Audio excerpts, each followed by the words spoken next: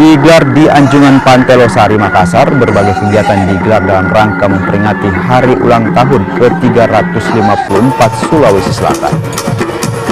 Kegiatan ini diantaranya menampilkan budaya, kirab budaya, fashion show, dan pameran UMKM. Dalam sambutannya, penjabat Gubernur Sulawesi Selatan mengatakan, Provinsi Sulawesi Selatan melahirkan banyak perbaikan.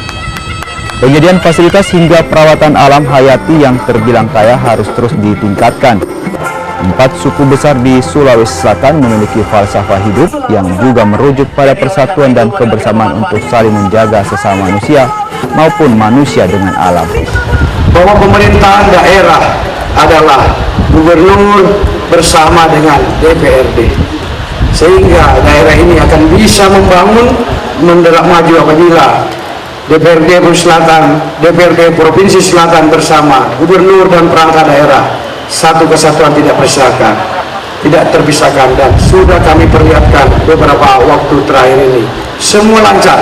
APBD perubahan dan sedang kita merancang APBD untuk 2024. Terima kasih yang terhormat, yang saya sangat muliakan DPRD Provinsi Selatan dan seluruh DPRD Selatan Kabupaten Kota seluruhnya tanpa terkecuali.